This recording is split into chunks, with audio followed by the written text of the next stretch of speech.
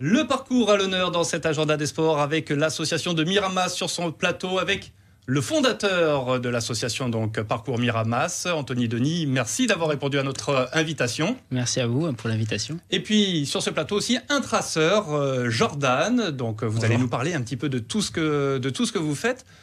Déjà, vous êtes une des rares associations de parcours dans les Bouches-du-Rhône. Il y en a un petit peu à Marseille, maintenant une qui s'est installée à Salon.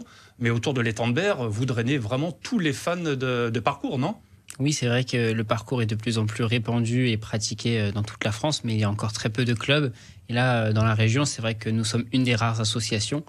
D'ailleurs, l'association Parcours Miramas, ça représente 19 villes différentes. Donc des pratiquants viennent vraiment de toute la région, certains de plutôt loin. Alors qu'est-ce qu'ils recherchent ? Moi, j'ai suivi un de vos entraînements avec les jeunes.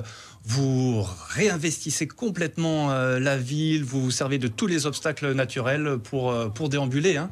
Oui, voilà, c'est ça. On se sert vraiment de tout ce qui nous entoure pour s'entraîner, développer un peu notre potentiel, nos compétences en termes de déplacement.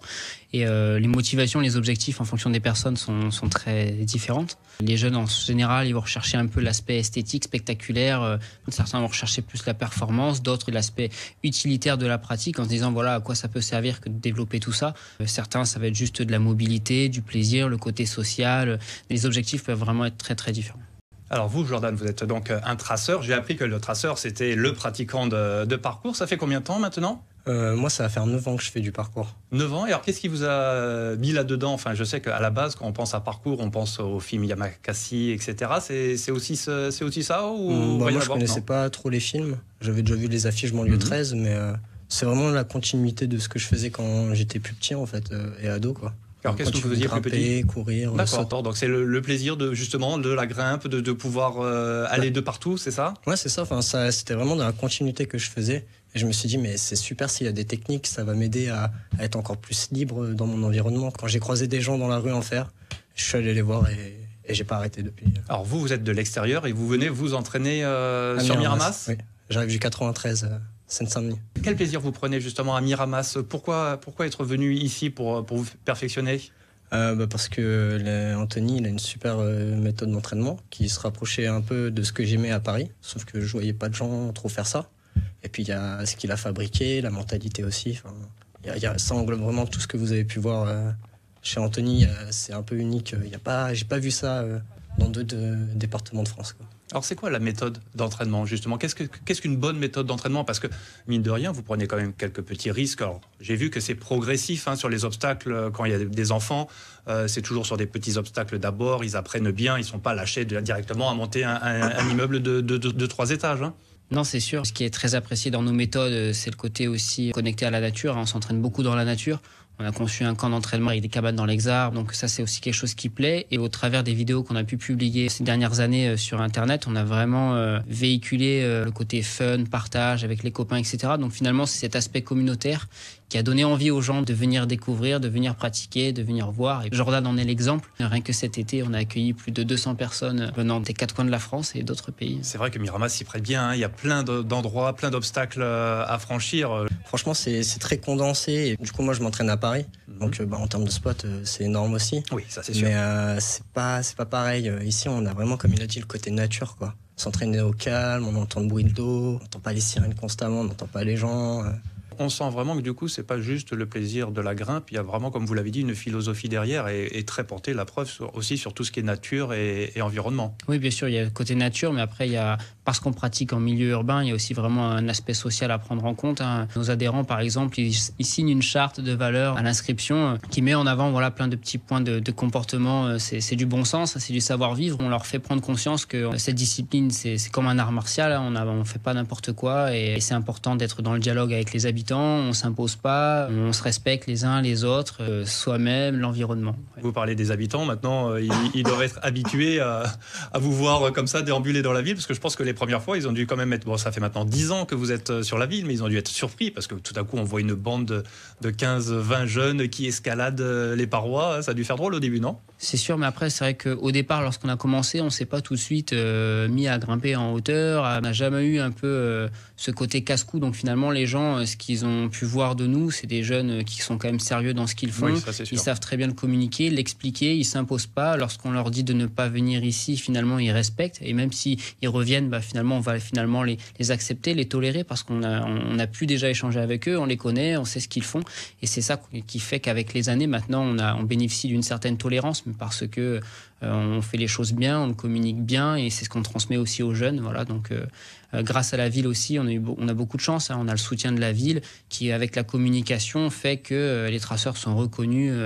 La pratique est reconnue, connue, et on est porteur d'une certaine image assez positive. Alors comment vous repérez les obstacles qui sont intéressants ou pas? Quand vous vous promenez, vous dites... Qu'est-ce qui retient votre œil en vous disant là, ça pourrait peut-être être sympa de passer par là?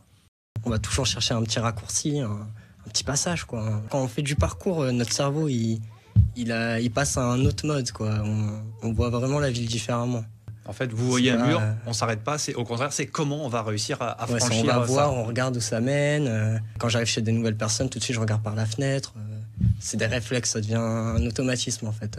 Dans le parcours, il est beaucoup question de challenge. Donc, c'est vrai que notre vision, elle a très évolué à force avec la pratique.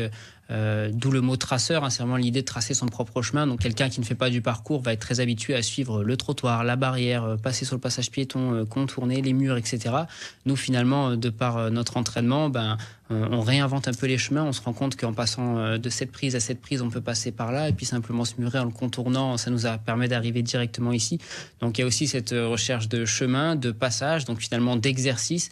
Et la ville devient finalement un grand terrain de jeu. Oui, c'est ça, c'est un terrain de jeu, un sentiment de liberté. C'est un petit peu ce que me disaient les jeunes que j'ai rencontrés. Ils avaient ce sentiment de liberté, de pouvoir faire un peu ce qu'ils veulent, bien sûr très encadré, parce que j'ai vu qu'ils étaient très très respectueux de tout ce qu'il fallait faire. La sensation de liberté, je pense que tout le monde a pu déjà y goûter, rien qu'en faisant une randonnée, lorsqu'on se retrouve en hauteur et qu'on voit l'horizon au loin et qu'on se sent très petit dans un grand espace. C'est pas cette recherche forcément d'adrénaline et de dangereux, c'est rechercher aussi cette forme de paix, de sérénité en hauteur, que ce soit dans un arbre ou sur un toit, c'est un peu le même rapport. Et alors vous parlez de challenge justement, de hauteur. Est-ce qu'il y a les limites que vous vous fixez quand même, ou il y a des choses où à chaque fois vous vous dites les limites c'est fait pour essayer d'être dépassé? Moi, pour ma part, le rapport que j'ai aux limites, je me contente de faire ce que je suis sûr à 100% de faire. L'idée, c'est de se sentir bien dans ce qu'on fait. Donc, voilà, plus on pratique, plus on se connaît, mieux on sait ce qu'on est capable de faire ou pas. Donc, finalement, on évolue toujours dans une certaine marge de sécurité. Personnellement, lorsque je vais engager un saut qui est très engagé, voilà, en hauteur, où il y a du vide, où c'est pas juste sûr à 100%, c'est sûr à 200%, et mieux que ça, je sais que je vais prendre plaisir à le faire, donc je me mets pas de pression, c'est ok, je suis dans une marge, mais top, quoi. Voilà, en général, les risques, si on doit parler des risques, les plus importants, ils sont au sol, parce qu'au sol, on relâche un peu la concentration, on pense que c'est facile. Les bobos et le risque dans cette pratique, c'est souvent à ras le sol, comme n'importe qui se ferait une blessure bêtement, voilà. Et qu'est-ce qu'il faut comme qualité pour démarrer le parcours? Est-ce qu'il faut quand même un peu d'agilité? Est-ce que n'importe qui peut vraiment se lancer, même si on a le vertige ou autre chose? Alors justement, n'importe qui, oui, l'idée peut se lancer, puisque c'est pas... On a tendance à dire que le parcours, c'est que des sauts, c'est particulièrement violent, ça demande de la force, alors qu'en fait, pas du tout. C'est vraiment une discipline où on apprend à se déplacer, à trouver des exercices avec le mobilier urbain. Il peut s'agir de simplement marcher sur une bordure, travailler son équilibre, qu'une simple barrière, un banc, trouver des mouvements, des techniques pour le passer tout en douceur. Donc finalement, c'est une pratique qui s'adresse à tout le monde, où chacun peut, à partir de son propre niveau, se fixer des objectifs et ainsi progresser. Lorsque j'ai commencé, j'avais pas de niveau en particulier, j'avais personne pour m'apprendre, donc j'ai simplement fait avec les obstacles. Et ce qui est intéressant et ce qui m'a moi donné la passion de cette discipline, c'est qu'en m'entraînant tout seul, de manière autonome, autodidacte, j'ai réussi à progresser, et c'est là où en fait on a envie de voir jusqu'où on peut aller. Et voilà, c'est venu comme ça, moi. Bon, en tout cas, merci à tous les deux d'être venus sur ce plateau pour nous parler du parcours. C'est la fin de cet agenda des sports. Je vous souhaite une excellente soirée sur Maritima.